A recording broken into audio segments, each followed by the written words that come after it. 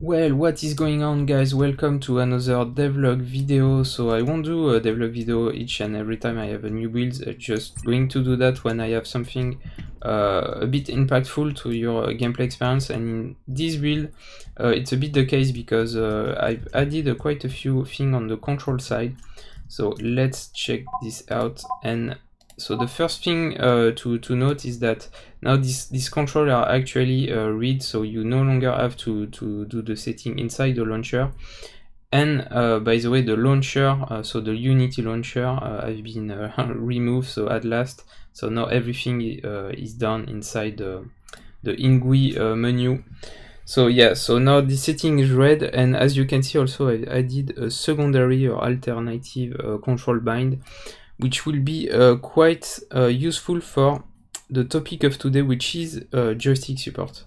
Okay, so as you know, having a better control scheme, because right now it's really not good at all, to say the least, is really one of the first objective.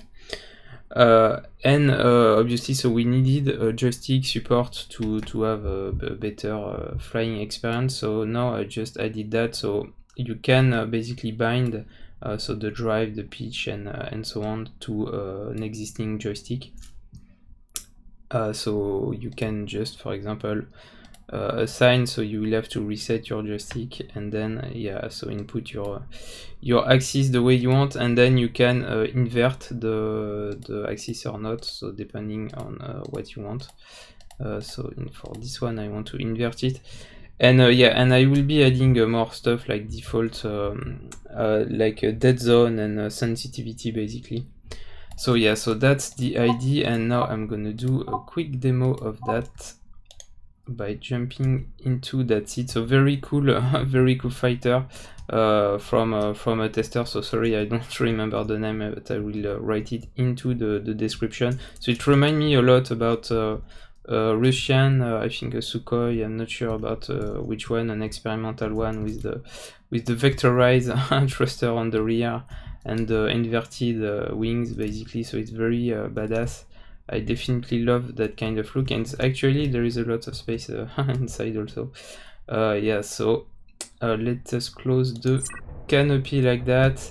And I think the very cool thing also in this fighter is that, so now I cannot fire anything by pressing my hotkey, but if I just, yeah, so now as you can see the laser are outside, and now I can fire everything. So it's a really cool mechanism where basically you need to open the gate first to be able to fire. So right now I'm controlling the spaceship with the joystick. And yeah, so it's very convenient, so especially on the drive, so you no longer need to click on the mouse, which was a bit cheaty. So you can, so if you look at the drive, I can very quickly readjust the speed I want by controlling the joystick, and so I can click on things like that. So yeah, so it's really cool. Let me, okay, so we just crash into the ground. Yeah, so you can really control the spaceship with the joystick, which is really cool. So on top of that, the other news, so a lot of bug fix, still a lot of issue to fix, guys. So yeah, so it's taking most of my time actually. Also I wanted to ask you a few more questions, so you can check that on the forum. But basically, one of the questions was what kind of information you would like to be displayed into the blueprint launcher. So so what kind of information? So do you like to write a little bit about something about your ship, or anything, any kind of information like that, or the dimension, the mass, basically.